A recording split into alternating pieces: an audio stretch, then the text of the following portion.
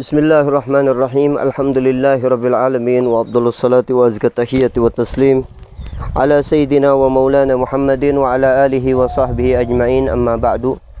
Allahumma 'allimna ma yanfa'una wanfa'na bima 'allamtana wa zidna ilman wa 'amalan wa ikhlasan ya rabbal alamin. Allahumma aghnina bil 'ilm wa zayyinna bil hilm wa akrimna bit taqwa wa jammilna bil afiyah ya arhamar rahimin. Alhamdulillah, puji syukur kehadrat Allah Subhanahu wa taala.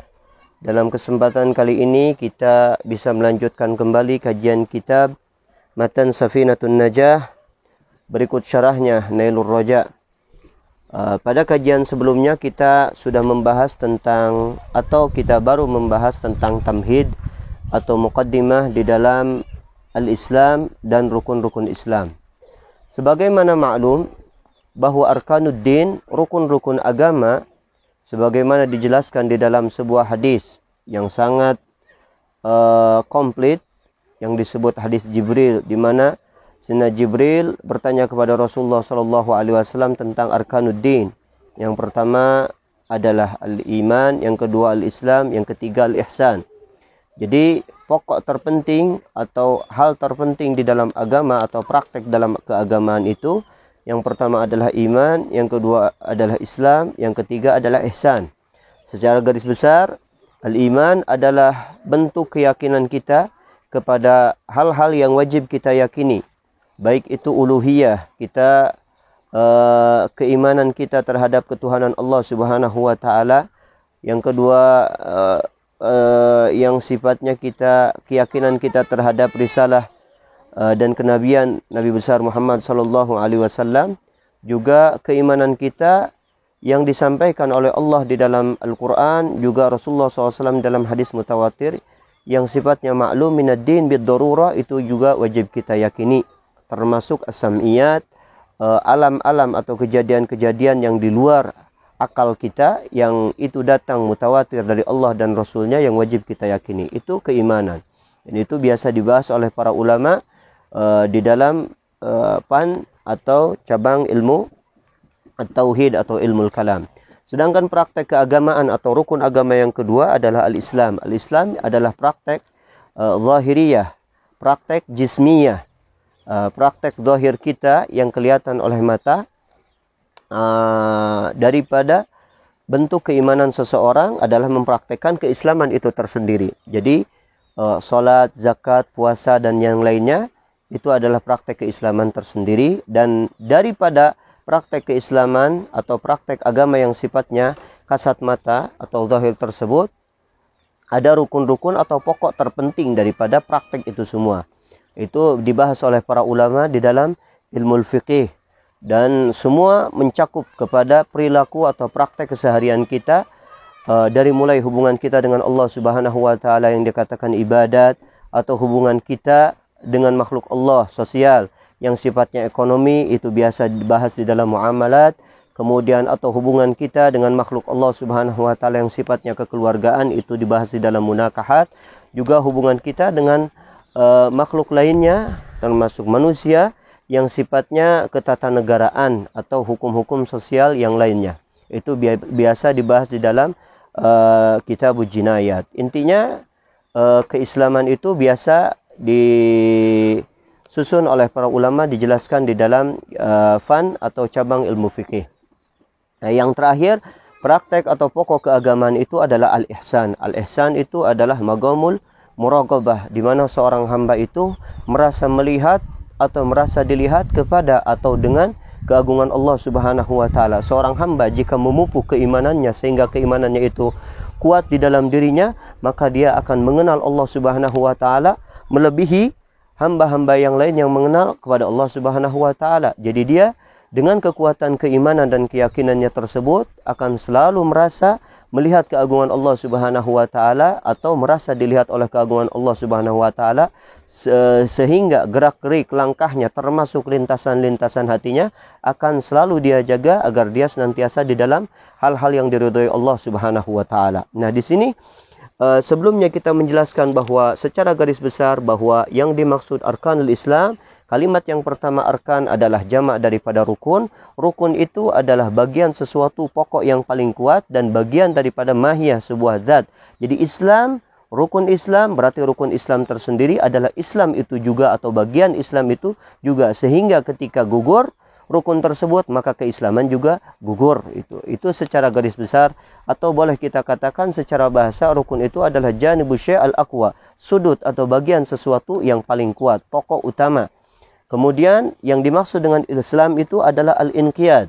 Kita tunduk dan patuh terhadap apa yang disampaikan oleh Allah Subhanahu wa taala lewat lisan Rasulnya, lewat perilaku pribadi Rasulullah SAW yang diajarkan kepada umatnya, bahwa kita mesti tunduk dan patuh, bahwa itu semuanya hak dari Allah Subhanahu wa taala.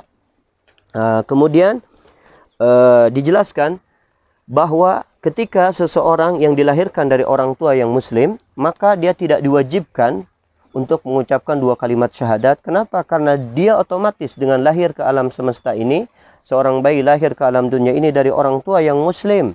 Bahkan jika salah satunya yang muslim, misalnya hanya bapaknya saja yang muslim, kalau orang tuanya misalnya dari ibunya misalnya dia non muslim, orang kafir, misalnya orang muslim nikah dengan orang Nasrani atau orang Nasraniyah atau Yahudiyah, maka otomatis anaknya pun itu ikut kepada agama yang paling kuat, yaitu agama yang paling benar, yaitu agama Islam. Jadi satu orang anak yang lahir ke muka bumi dari orang tua muslim, maka otomatis dia muslim dan tidak disyaratkan apa-apa untuk menjadi seorang muslim karena dia sudah menjadi muslim. Tetapi jika orang muslim, orang kafir, apapun agamanya, bahkan dia tidak mengetahui agama sama sekali, tidak beragama sama sekali, jika ingin masuk ajaran Islam, maka ada beberapa syarat yang mesti dipenuhi orang tersebut. Pertama adalah dia berakal, orang gila, orang mabok, dalam ketiadaan sadar, dia orang non-muslim mau masuk agama Islam, itu tidak sah. Yang kedua adalah dia sudah masuk usia baligh, jadi dia memang baligh, bukan anak kecil, sehingga ketika ada anak kecil yang cerdas bisa mempelajari ajaran Islam dan dia non-muslim, orang kafir, maka ketika dia ingin masuk Islam itu mesti menunggu dewasa. Kemudian al-ikhtiyar, tidak ada keterpaksaan. Dia keinginan sendiri dalam keadaan sadar, tidak ada yang memaksakan dia untuk memasuki agama Islam. Kemudian mengucapkan dua kalimat syahadat, dan diucapkan dua kalimat syahadat itu secara tertib, secara berurutan, dan secara terus-menerus, jangan sampai terselang dengan ucapan-ucapan yang lain. Nah, itu selain hal tersebut yang mesti dilakukan oleh orang non-muslim, orang kafir ketika dia masuk agama Islam, ditambah lagi kita mesti memperingatkan dia mesti ingkar terhadap sesuatu yang sebelumnya dia tuhankan, sebelumnya dia yakini, dan itu bertolak belakang dengan keimanan dan keislaman seseorang. Misalnya, jika seandainya orang Masehi, orang Nasrani, orang Kristen, apapun sekte mereka kita tidak tahu, yang secara umum mereka itu meyakini bahwa Nabi Allah Isa alaihissalamullah adalah putra Allah, maka kita mesti tanamkan di dalam diri dia bahwa setelah masuk Islam, di dalam Islam ini, keyakinan kita terhadap Nabi Allah Isa itu adalah hamba Allah dan utusannya, bukan sebagai anak atau putra. Begitu juga jika ada non-muslim, orang kafir, yang dia ingin masuk agama Islam dan dia meyakini beberapa hal, mengingkari di dalam ajaran Islam itu beberapa hal yang itu di dalam Islam itu ma'lum minad-din bid-darurah, tidak boleh diingkari. Misalnya ada orang masuk agama Islam dari kafir masuk kepada Islam tetapi tidak meyakini kewajiban sholat, maka dia wajib ditanamkan dia ketika dia masuk Islamnya bahwa di dalam Islam ini tidak boleh mengingkari adanya kewajiban sholat. Dia mesti meyakini Islam itu sholat itu termasuk syariatul Islam. Nah, itu hal-hal yang seperti itu, hal-hal yang mendasar ketika orang masuk agama Islam itu mesti ditanamkan di dalam diri dia, khususnya di dalam ajaran-ajaran yang sebelumnya sensitif, hal-hal terpenting di dalam ajaran agamanya sebelum masuk ajaran Islam itu ditanamkan agar dihilangkan keyakinan tersebut. Nah, kita masuk kepada pembahasan rukun Islam yang pertama, syahadatu an la ilaha illallah wa anna Muhammadar Rasulullah. Apa artinya syahadat? Asy-syahadatu hiya at-tayaqqun wal i'tiqad. Syahadat itu adalah keyakinan dan i'tikad. Keyakinan di dalam hati otomatis dan i'tikad. Jadi seseorang meyakini dan mengiktikadi di dalam hatinya itu bahwa Allah ilaha, tidak ada Tuhan yang layak disembah. Asalnya kata al-ilah itu huwa fil asli al-ma'budu walau bighairi haq. Kalimat ilah di dalam bahasa Arab adalah sesuatu yang disembah. Mau itu bihaq atau bighairi haq, mau yang hak ataupun yang batil, itu secara bahasa Arab itu memang lafadznya adalah ilah.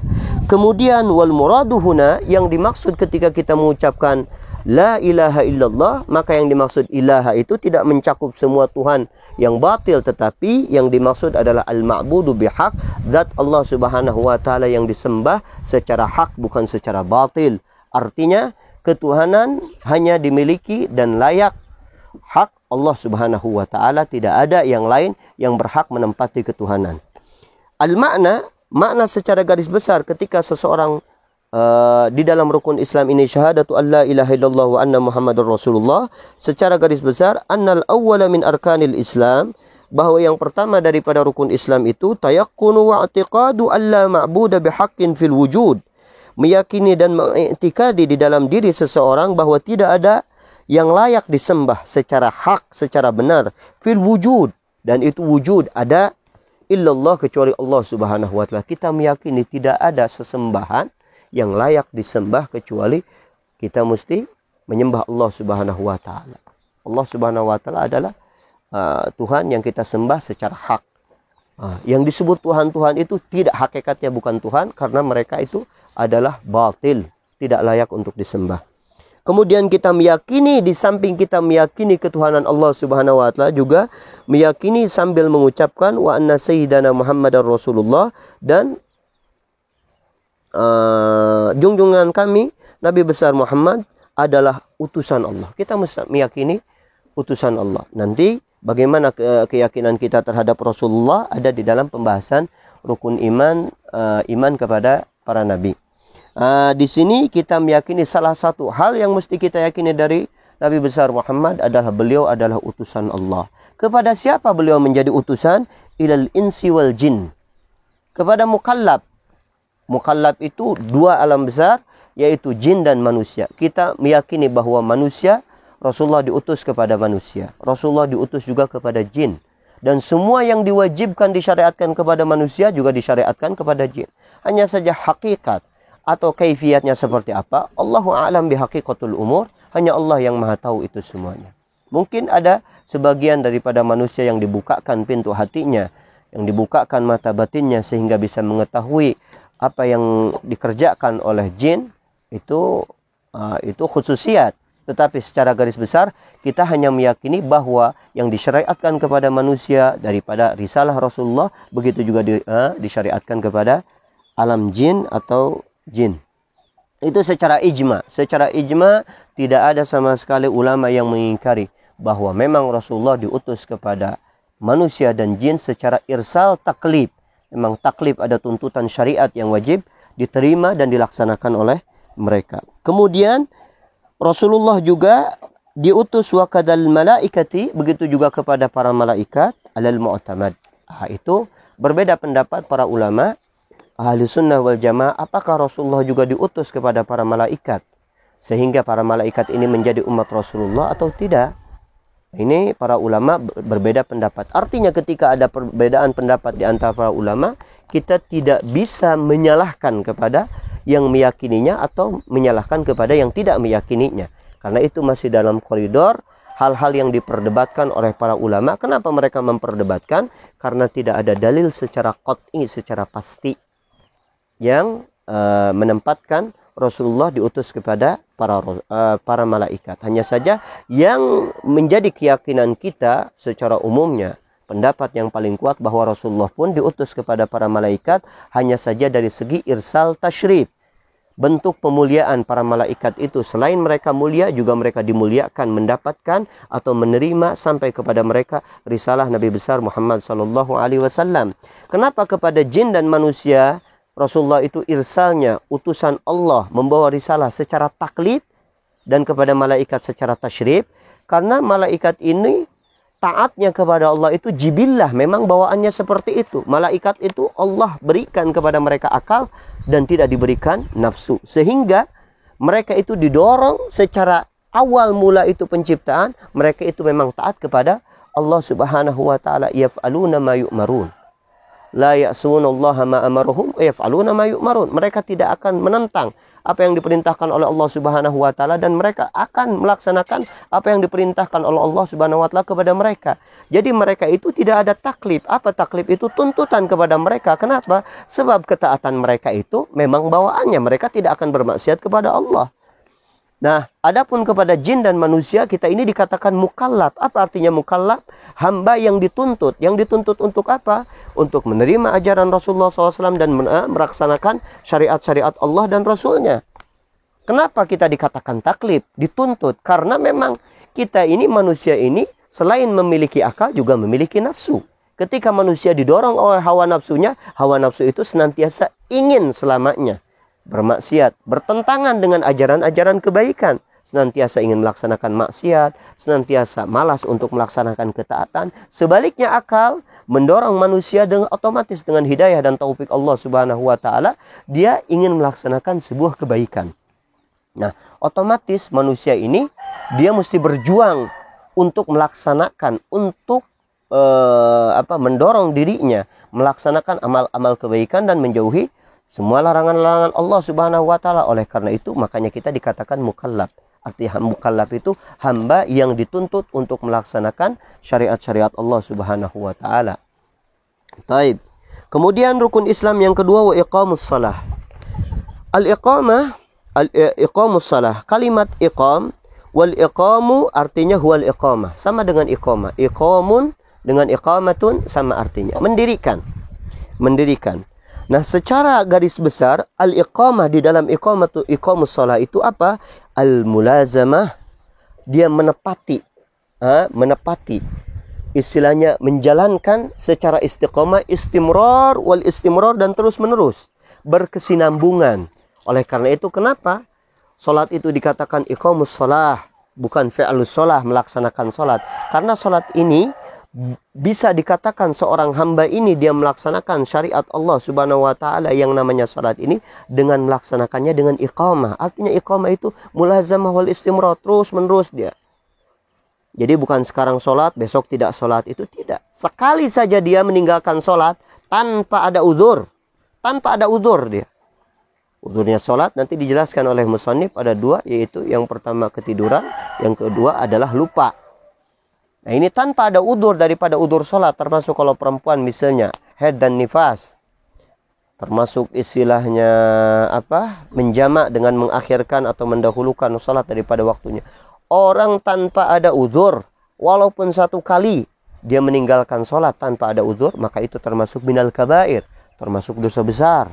Termasuk dosa besar. Oleh karena itu, yang dikatakan iqamus shalah adalah mulazamah dan istimrar. Dilaksanakan secara istiqamah dan secara kontinu, terus menerus setiap salat dalam waktunya. Kemudian, apa yang dimaksud dengan salat?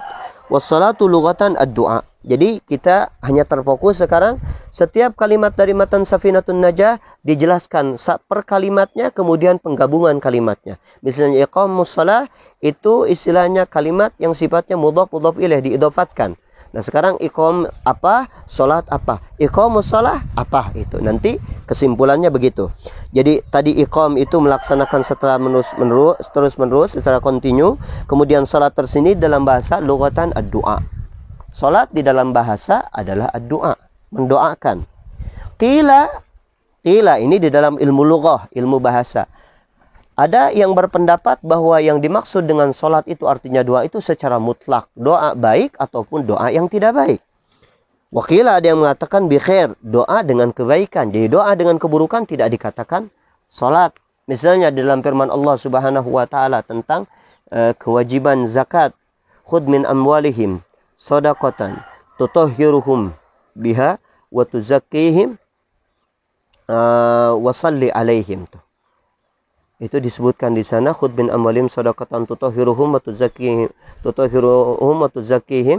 wa shalli alaihim. Di situ ada kalimat wa shalli alaihim. Nanti coba cek ayatnya itu ada biha atau tidak.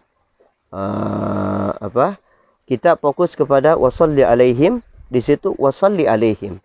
Jadi setelah seseorang mengambil zakat, maka kata Allah Subhanahu wa taala, "Shalli alaihim." Artinya shalli alaihim ud'u ilaihim. Doakanlah dia.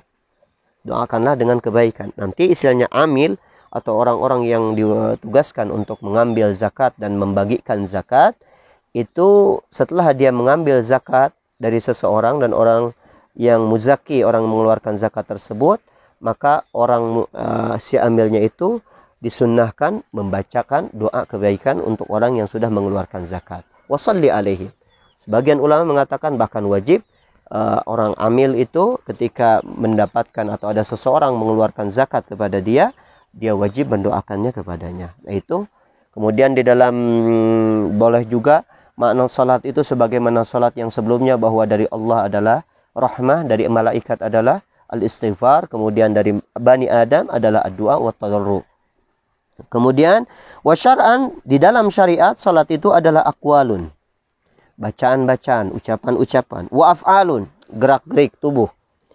Muftatahatun, yang dibuka bitakbiri dengan takbir, yang dimaksud takbir adalah takbiratul ihram. Muhtatamatun, dan diakhiri bitaslim dengan salam. Ghaliban, biasanya. Jadi salat itu isinya adalah bacaan-bacaan dan gerakan-gerakan tubuh yang diawali dari takbir, yang diakhiri dengan salam. Itu umumnya salat itu memang seperti itu. Nanti ada arkan qauliyah, ada arkan fi'liyah, rukun-rukun yang sifatnya bacaan, seperti takbiratul ihram, qiraatul Fatihah, tasyahudul akhir dan salam. Ada juga arkan fi'liyah, contohnya berdiri, ruku, kemudian i'tidal, sujud dan yang lainnya. Itu biasanya salat memang mencakup kepada bacaan dan gerakan-gerakan biasanya. Nanti ada salat kadang-kadang orang ada gerak-gerik cuman tidak ada bacaan. Contohnya orang yang bisu, apakah dia wajib melaksanakan salat? Selama dia berakal, maka dia wajib melaksanakan salat, bahkan orang bisu. Bagaimana bacaannya? Tidak wajib baca dia. Cukup dia melakukan gerak-gerik saja. Ataupun sebaliknya, orang misalnya dalam keadaan sakit yang tidak mampu menggerakkan tubuhnya, tapi lidahnya bisa mengucapkan, maka salatnya itu dengan bacaannya. Adapun gerak-geriknya, kalau mampu dia isyarat, baik dengan lehernya, dengan kepalanya, ataupun dengan kedipan matanya, maka wajib. Kalau tidak, ya bacaannya saja, gerak-gerik tubuhnya tidak wajib. Ada orang bahkan tidak membaca sesuatu dan tidak melakukan gerak-gerik tubuh. Seperti orang yang sudah tidak bisa, badannya udah kaku, kemudian lidahnya juga tidak bisa mengucapkan apa-apa, tetapi dia akalnya, jiwanya ini masih dalam keadaan sadar. Selama seseorang masih dalam kesadaran, tingkat kesadarannya masih ada, dia sadar bahwa dia masih hidup, berakal, maka dia wajib menjalankan di dalam dirinya, di dalam hatinya, seolah-olah dia sedang melaksanakan sholat. Itu apakah dikatakan sholat syar'i? Tetap dikatakan sholat syar'i. Hanya secara ghaliban, secara ghalibnya orang melaksanakan sholat itu isinya adalah bacaan-bacaan dan gerakan-gerakan. Al-makna, secara garis besar makna daripada arkanul Islam yang kedua yaitu iqamus shalah, an-natsaniya min arkanil Islam, sesungguhnya yang kedua daripada rukun-rukun Islam itu al-mulazamah. Mulazamah, dia istiqamah, wal istimrar, dan terus menerus ala ada'is salat, atas melaksanakan melaksanakan salat dengan bijami arkaniha wa syurutiha, rukun-rukunnya secara benar, syurut-syurutnya secara benar, syurutul wujub dan syurutus sihah. Itu yang paling terpenting. Karena di dalam syariat ini tidak dikatakan suatu ibadah, misalnya kita sholat, tidak dikatakan itu sholat. Walaupun orang melakukan gerakan tubuh bacaan sebagaimana sholat, tetapi tidak memenuhi kriteria syurut dan rukun, maka itu tidak dikatakan sholat. Makanya di dalam misalnya hadis musi'us sholah disebutnya. Hadis musi'us sholah, seorang sahabat, Nabi SAW waktu itu sedang duduk di masjid, kemudian ada seorang sahabat, kelihatan dia sudah melaksanakan wudhu, kemudian dia melaksanakan sholat 2 rakaat. Diperhatikan oleh Nabi SAW. Setelah selesai melaksanakan sholat, dia langsung datang kepada Nabi. Assalamualaikum ya Rasulullah. Kemudian Rasulullah menjawab, wa alaikassalam irji fasalli fa innaka lam tusalli. Rasulullah mengatakan itu tuh. Wa alaikassalam, kata Rasulullah. Kembali lagi, sholat. Maksudnya sholat yang benar. Karena engkau tadi tidak sholat. Jadi gerak-gerik tubuhnya walaupun itu gerakan sholat, tapi tidak memenuhi rukun dan syarat, maka tidak dikatakan sholat. Tidak dikatakan sholat. Jadi secara zahir dulu rukun dan syaratnya mesti benar baru dikatakan sholat. Berarti ketika seseorang melaksanakan rukun-rukun sholat secara benar, syarat-syarat sah sholat secara benar, dan secara zahirnya memang wudunya benar, menghadap ke kiblat, nutup aurat, kemudian sudah masuk waktu, kemudian melaksanakan rukun-rukunnya dengan benar, menjauhi pembatalan-pembatalan sholat, dari mulai takbir sampai salam, benar, secara kasat mata dia melakukan seperti itu, maka secara syariat dia dikatakan sudah melaksanakan sholat. Sholatnya sah. Adapun nanti diterima atau tidaknya oleh Allah Subhanahu wa Ta'ala, itu kembali kepada syarat-syarat yang lain. Syarat diterima. Adapun syarat untuk menggugurkan dia sebagai suatu kewajiban, maka dia cukup dia melaksanakan rukun dan syaratnya. Karena ini hukum fikih memang seperti itu. Menghukumi sesuatu secara zahir saja. Adapun secara batin apakah diterima atau tidak, Allahu a'lam bihaqiqatul umur. Karena nanti di dalam Al-Quran disebutkan fawailul lil musallin. Celaka orang-orang yang sholat. Celaka orang-orang yang sholat. Berarti ini dikatakan orang sholat. Artinya kalau dikatakan sholat berarti secara kasat mata, secara zahir, rukun dan syaratnya sudah memenuhi kriteria. Tetapi secara batin dia tidak memenuhi syarat-syarat untuk diterimanya sholat. Makanya ayat selanjutnya alladzina hum an salatihim sahun. Yaitu orang ketika dia melaksanakan sholatnya sahun, dia lalai. Dia sholat, cuman hatinya itu lalai. Tidak ada khusyuk, tidak ada khudur. Apa khusyuk itu? Dia sadar terhadap apa yang dia baca dan dia memaknai apa yang dia lakukan dan dia baca. Dia membaca suratul Fatihah, hatinya itu memaknai apa sih makna Fatihah yang dia baca. Itu namanya khusyuk. Ketika sholat dia tidak melakukan tersebut. Tetapi secara dia syarat dan rukun sudah dikatakan sholat. Jadi kita mesti membedakan antara sholat, menggugurkan kewajiban sholat yang diwajibkan kepada pundaknya seseorang, sehingga seorang tersebut sudah sekarang tidak mempunyai kewajiban sholat lagi, itu secara rukun dan syarat saja. Adapun secara diterimanya atau tidak, itu sifatnya maknawi, batiniyah. Ada syarat-syarat di mana Allah Subhanahu wa Ta'ala memberikan tanda kepada seorang hamba bahwa ketika seorang hamba melaksanakan sholat secara ini, bahwa sholatnya itu akan diterima. Baik, selanjutnya. Wa ita'uz zakah, dan menunaikan zakat. Apa itu artinya ita? Apa artinya zakat? Kemudian apa artinya ita'uz zakat? Al-ita itu masdar. Dari ata yu'ti ita'an. Bukan ata ya'ti ityanan. Kalau ata ya'ti ityanan artinya datang. Tapi kalau ata yu'ti ita'an artinya memberikan, mengeluarkan. Sebagaimana al-i'ta, a'ta yu'ti i'ta'an artinya memberi, menunaikan. Kemudian az-zakah, zakat itu nanti kita pembahasan perinciannya di dalam babnya tersendiri, pasalnya tersendiri. Secara garis besar, zakat itu dalam bahasa artinya an-nama wa tathhir. An-nama artinya subur. At-tathhir artinya mensucikan. Dan ini makna zakat secara lughah tersebut, ini menjadi hikmah pula di dalam zakat secara syariat. Menjadi hikmah. Bukan makna secara praktek, tetapi hikmah di dalam zakat tersendiri. Karena istilahnya disebutkan di dalam hadis. Banyak ayat-ayat dalam Al-Quran, kemudian hadis-hadis Nabi SAW menjelaskan kalimat atau zakat wajib itu disebutkan dengan kalimat sodakoh.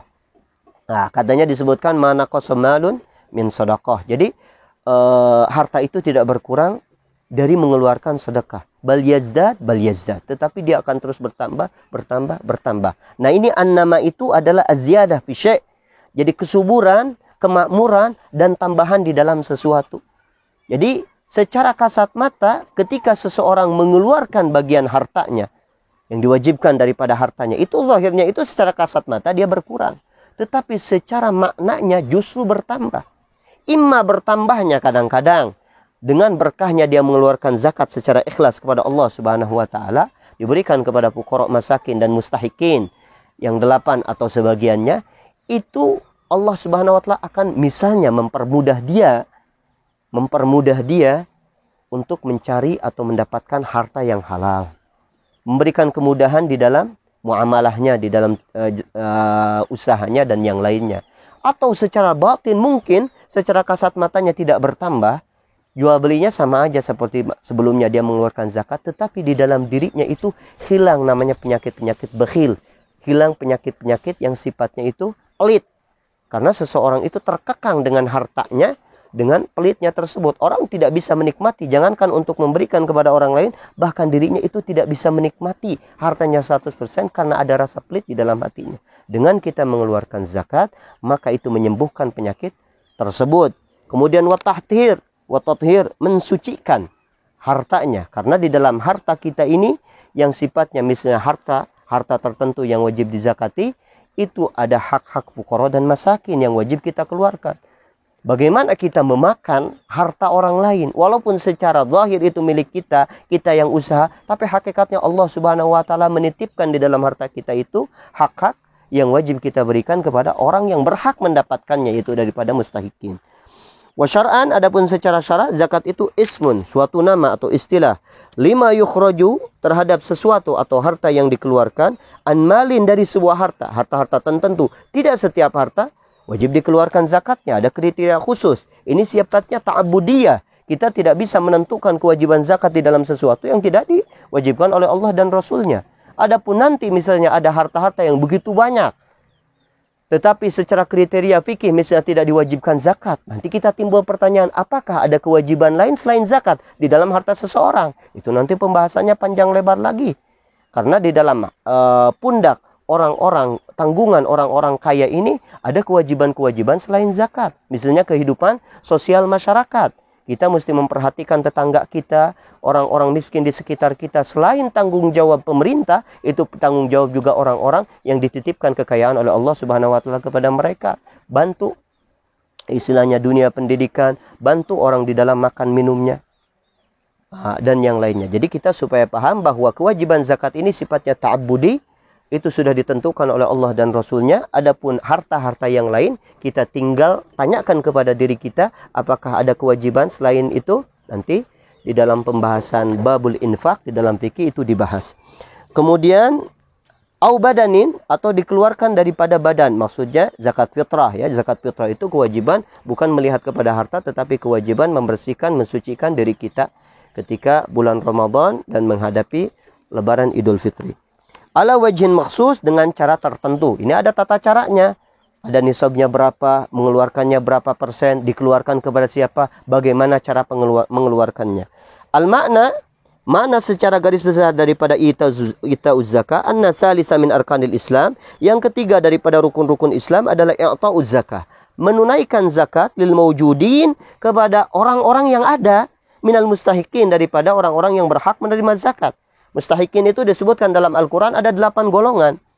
Kalau ada 8 golongannya tersebut, nanti kita perinci bagaimana madhab Al-Imam Asy-Syafi'i kewajibannya. Wajib itu isti'ab, semuanya yang ada itu wajib dapat semuanya. Minimal dari satu golongan itu dapat tiga orang.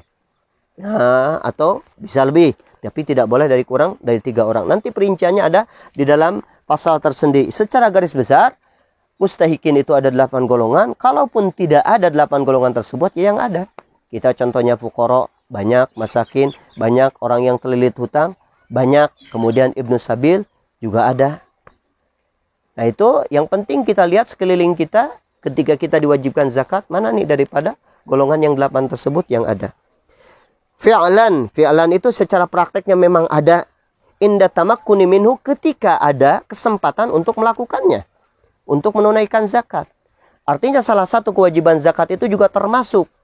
Kita mesti pahami adalah zakat tidak boleh diakhir-akhirkan. Kalau zakat sudah datang waktunya, maka wajib mengeluarkannya dan tidak boleh diakhirkan. Tidak boleh diakhirkan. Termasuk juga zakat tidak boleh dipindahkan daripada tempat di mana harta itu ada. Kalau kita, istilahnya perdagangan kita ada di sini, ya zakatnya sama orang sini. Kalau sabda Nabi SAW kepada Sayyidina Mu'adz bin Jabal ketika beliau diutus ke Yaman, katanya apa? Menjelaskan tentang zakat. Tu'khudhu min agniyaihim fatusrafu ila fuqaraihim. Diambil daripada orang-orang kaya di antara mereka, kemudian diberikan kepada orang-orang fakir di antara mereka itu.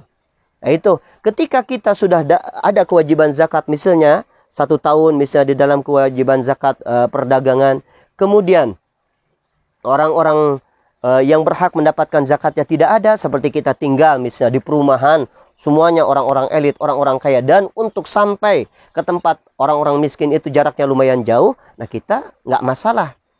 Nggak masalah kita mengakhirkan sampai kita ada kesempatan bisa sampai kepada mereka. Otomatis dengan usaha maksimum kita tuh untuk memberikan zakat kepada mereka. Kemudian wasaumu Ramadan, berpuasa pada bulan Ramadan. Apa artinya saum? Apa artinya Ramadan? Apa artinya saumu Ramadan?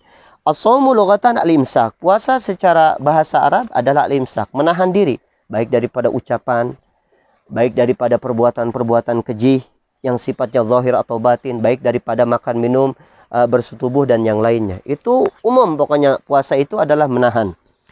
Wa syar'an imsakun maksus. Adapun secara syara, imsak menahan sesuatu yang khusus. Jadi tidak semua sesuatu yang kita waktu puasa diperbolehkan bicara dan tidak membatalkan puasa.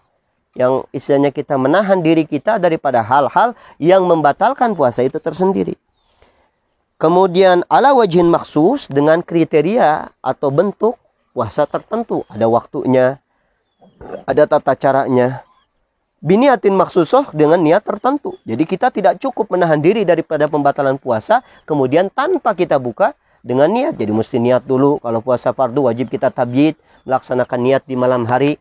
Kemudian waktu bukanya kita tenggelamnya matahari. Kemudian kita diharamkan wisol, namanya menyambung puasa 2 hari atau lebih tanpa kita berbuka. Itu ada kriteria khusus, ada niat-niat khusus yang mesti kita pelajari. Nah, itu kita akan insyaallah pelajari dalam pasal khusus.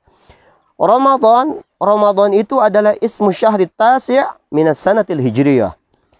Nama bulan yang ke-9 daripada tahun hijriyah. Bulan ke-9 tahun hijriyah. Nah, Ramadan itu kan artinya diambil daripada Ramad. Nah, ini Ramda atau Ramad itu apa artinya? Sumya bidzalika, bulan Ramadan disebut bulan Ramadan, asal muasalnya itu diberikan nama bulan Ramadan li'annahum, karena mereka orang Arab dulu sebelum ada nama-nama bulan, ketika mereka ingin menentukan, memberikan sebuah nama untuk bulan Ramadan, bulan yang ke-9 ini, lamma aradu, ketika mereka ingin wad'a asma'i syuhur, menetapkan nama-nama bulan-bulan daripada tahun hijriyah, wafaqa, berbarengan bulan Ramadan ini menepati ishtidada harri ramdo, sangat panasnya negeri atau tanah ketika itu. Jadi berbarengan dengan musim panas yang sangat panas. Ini ramdo juga artinya misalnya bumi yang tanah tandus yang terkena matahari di musim panas, itu dikatakan ardu ramdo, tanah tandus yang begitu panas. Dan bertepatan dengan waktu tersebut, musim tersebut, ingin meletakkan atau memberikan nama Ramadan, akhirnya ini mesti cocok tuh, mesti muwafaqah antara isim dengan musamma, antara nama dengan yang diberi namanya, termasuk waktu ketika diberikan nama tersebut, akhirnya dikatakan atau diberi nama Ramadan. Al-makna secara garis besar saumu Ramadan anna rabi'a, yang keempat, sesungguhnya yang keempat min arkanil Islam, daripada rukun-rukun Islam ini, al-imsak, menahan diri, fi kulli naharin, di semua waktu siang, dari mulai terbitnya fajar sampai terbenamnya matahari, min Ramadana, daripada bulan Ramadan, an jami'il mufattirat, dari semua yang membatalkan puasa. Apa saja yang bisa membatalkan puasa, kita tahan diri kita dari mulai terbitnya fajar sampai terbenamnya matahari, waktu bulan Ramadan, itu dikatakan shaum Ramadan. Wa hajjul baiti man istata'a ilaihi sabila, yang kelima, terakhir daripada rukun Islam ini adalah hajjul bait man istata'a ilaihi sabila. Apa maknanya? Apa maknanya haji? Al-hajju lughatan al-qasdu. Secara makna lugawi, haji itu artinya al-qasdu, bertujuan, ingin, misalnya pergi ke hajjajtu baitul haram, saya bertujuan pergi ke Baitullahil Haram. Itu al-hajj lughatan bimana al-qasd. Adapun syar'an qasdul baiti biniyatin nusuk. Bertujuan menuju pergi ke Baitullahil Haram, tujuannya adalah niat untuk nusuk. Kalimat nusuk itu secara awal adalah ketaatan atau ibadah. Semua amal ibadah itu dikatakan nusuk. Inna salati wa nusuki, sesungguhnya salatku dan semua amal ibadahku. Itu termasuk ataf'am alal khas. Salat itu termasuk nusuk, termasuk ibadah. Hanya saja sekarang dititik beratkan di situ. Jadi mengatapkan kalimat yang umum kepada kalimat yang khusus. Jadi nusuk itu secara garis besar adalah semua amal ibadah, ketaatan itu dikatakan nusuk. Kemudian nusuk itu dipakai secara khusus atau ketika kita membaca kalimat nusuk itu khusus kepada amaliyah di dalam seseorang ketika ihram haji atau ihram umrah. Ketika seseorang melaksanakan ihram haji, ihram umrah sampai dia tahallul, amal perkara yang dia laksanakan dan disyariatkan serta dituntut melaksanakannya dan menjauhi apa yang dilarang ketika ihram tersebut sampai tahallul, itu dikatakan nusuk. Tawaf nusuk, niat ihram nusuk. Ihramnya sendiri menjauhi hal-hal yang diharamkan itu nusuk. Kemudian lempar jumrah itu nusuk. Jadi kalimatnya asalnya umum, kemudian dikhususkan penggunaannya untuk amaliyah di dalam ihram haji atau ihram umrah. Wal bait, yang dikatakan hijjul bait atau hajjul bait adalah Al-Ka'bah. Kita menuju Baitullahil Haram, yaitu Al-Ka'bah. Apa yang dimaksud seseorang melaksanakan haji? Man, seseorang istata'a, yang mampu. Apa yang dimaksud istata'a? Yaitu ataqa wa qadara. Ataqa mampu, wa qadara juga artinya mampu. Ini tafannun fil lughah. Ataqa mampu, qadara juga mampu. Jadi seseorang yang mampu ilaihi, pergi ke Baitullahil Haram sabilan, di perjalanannya. As-sabil lughatan secara bahasa, sabil itu artinya tariq. Persamaan kata daripada sabil adalah tariq, jalan, maksudnya di jalannya. Apa maknanya sekarang melaksanakan haji ke Baitullahil Haram bagi orang yang mampu di jalannya? Maknanya di dalam rukun Islam yang kelima, annal khamisa, yang kelima, min arkanil islami, daripada rukun-rukun Islam adalah qasdul ka'bati, bertujuan pergi ke Ka'bah Baitullahil Haram bil haji, untuk melaksanakan haji. Jadi bukan sekedar kita ziarah saja, tetapi kita melaksanakan haji. Haji otomatis ada waktu-waktunya. Waktu haji itu yaitu dari mulai terbenamnya, nanti kita miqat zamani dan miqat makani di dalam haji itu. Nah, haji ada waktu-waktunya dari terbenamnya matahari di akhir bulan Ramadan, akhir hari daripada bulan Ramadan sampai sebelum terbitnya fajar tanggal 9 tanggal 10 daripada tanggal Dzulhijjah. Itu miqat zamani, waktunya. Jadi ada waktu-waktu tertentu dia melaksanakan haji, pergi ke sana untuk melaksanakan haji. Tetapi bagi siapa? Alaman wajada, bagi orang yang mendapati zadan, bekal. Bekal tersebut dhahaban, waktu dia pergi, wa iyaban, sampai dia kembali. Otomatis ini istilahnya dia kalau zaman sekarang itu buat istilahnya semua pembiayaan, apakah itu izin pemerintah, kemudian istilahnya tiket pesawat, kemudian makan, akomodasi ketika ada di sana, makan, minum, termasuk kendaraan untuk bolak-baliknya. Ya istilahnya kita punya biaya untuk daftar, dan nanti istilahnya travel sendiri, baik itu swasta atau pemerintah, itu sudah mencakup semuanya kebutuhan kita dari mulai kita berangkat sampai kembali lagi. Jadi kita tidak wajib memaksakan diri kita untuk melaksanakan haji, termasuk umrah, dengan dipaksakan diri kita kalau kita tidak mampu. Termasuk nanti istilahnya mampunya tersebut dia sendiri atau mampunya tersebut diwakilkan kepada orang lain, ya. Wa nafaqata man talzamuhu nafaqatuhu, bukan dia doang, bukan dia saja yang melaksanakan haji kemudian mesti ada bekalnya, juga dia mesti mendapati punya nafkah, biaya. Orang talzamuhu nafaqatuhu, yang dia wajib dia biayai. Dia misalnya pergi sendiri, dia punya istri dan anak, pembantu, termasuk binatang yang dia pelihara. Itu wajib dibiayai, biaya tersebut ketika dia berangkat sampai dia pulang, dia mesti, anak istri, berapa hari dia akan ditinggalkan. Mungkin kalau zaman sekarang, orang meninggalkan atau berangkat haji itu 2 minggu, paling lama 1 bulan. Seperti zaman dulu, berangkat setengah tahun, pulang sampai setengah tahun lagi. Artinya 1 tahun mereka mesti meninggalkan biaya untuk anak istrinya. Juga termasuk binatang peliharaan yang dia punya, itu wajib dibiayai oleh dia. Itu tidak boleh dia biarkan.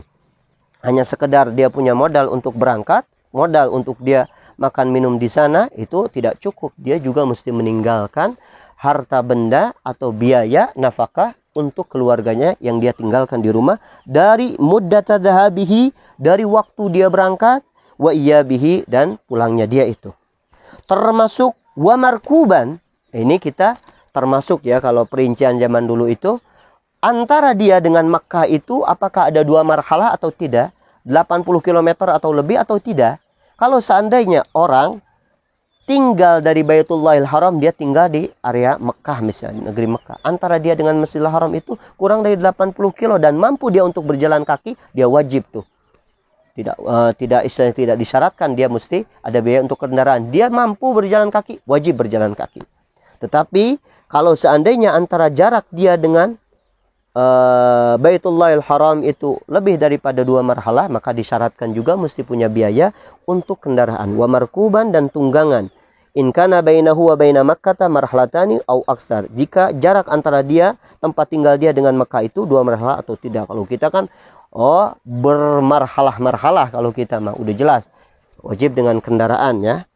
Kemudian ma'astijma'i baqi syurutil wujubil madhkurati fi mahalliha, beserta selain dia punya biaya dan bekal tersebut mesti terkumpul sisa-sisanya syarat kewajiban yang disebutkan di dalam pembahasan atau tempatnya tersendiri. Artinya masih ada kewajiban-kewajiban dan syarat-syarat yang lain yang mesti dia penuhi sehingga orang tersebut diwajibkan untuk melaksanakan haji, termasuk juga umroh ya. Umroh juga termasuk diwajibkan kepada seseorang. Wa kama yajibul hajj ala man dzukir tajibu alaihi al-umrah. Di sini disebutkan sebagaimana wajib. Ini secara hukum asal wajib haji itu 1 kali seumur hidup. 1 kali seumur hidup. Terkecuali kalau dia memang menadarkan ingin melaksanakan haji dan dia sudah melaksanakan haji, sekarang nadarnya itu jadi mewajibkan haji yang sunnah, atau dia haji atau umroh yang pertama itu batal, maka dia qodoknya wajib. Meskipun yang dia laksanakan adalah haji sunnah atau umroh sunnah, tetapi mengqodoknya adalah wajib. Tetapi secara hukum asal, haji dan umroh tidak diwajibkan kepada seseorang yang mampu dengan biaya dan bekalnya, kecuali 1 kali seumur hidup. Tajibul alaihil umroh. Sebagaimana haji diwajibkan, umroh juga diwajibkan. Otomatis orang bisa melaksanakan haji, pasti mampu bisa melaksanakan umroh. Cuman kadang-kadang sebagian orang itu hanya mampu untuk melaksanakan umroh karena biayanya lebih ringan, waktunya lebih banyak. Sedangkan haji itu tidak wajib kecuali orang-orang yang memang memenuhi syarat-syarat wajib, termasuk mampu untuk membayar biayanya dan segala macam. Nah, apa itu artinya umrah? Wahya lughatan az-ziyarah. Umrah ini secara bahasa adalah ziyarah, kunjungan, mengunjungi, tur. Tetapi di sini bukan sekedar main-main kita menuju ke Mekah Baitullahil Haram. Syar'an, secara syara' yang dimaksud dengan umrah itu adalah qasdul baiti biniyatin nusuk. Jadi bertujuan untuk pergi ke Baitullahil Haram sama dengan niat nusuk. Jadi ulangi lagi, nusuk itu secara garis besar, secara asal maknanya adalah ibadah. Semua amal ibadah dan ketaatan bisa dikatakan nusuk. Kemudian dikhususkan kata-kata nusuk ini di dalam kitab kebanyakan merujuk kepada amaliyah yang dilaksanakan oleh seseorang ketika melaksanakan ihram haji atau ihram umrah. Itu saja yang insya Allah kita, walaupun sedikit, pembahasan tentang rukun Islam dari mulai membacakan 2 kalimat syahadat dan diakhiri dengan pembahasan tentang pergi ke Baitullahil Haram untuk melaksanakan haji. Dan insya Allah kita akan sambung dalam kesempatan selanjutnya pembahasan singkat tentang arkanul iman. Mudah-mudahan Allah Subhanahu wa taala memberikan keberkahan kita dan memberikan kekuatan kita, serta memberikan istiqomah, hidayah dan taufik agar kita bisa melaksanakan semua syariat-syariat Islam semampu kita, dan memberikan kepada kita keistiqomahan agar kita senantiasa bisa menjalankannya, bukan hanya sekedar 1 kali 2 kali, tetapi bisa mulazamah dan istimrar. Wassallallahu ala sayyidina Muhammadin wa ala alihi wasallam. Alhamdulillahirabbil alamin.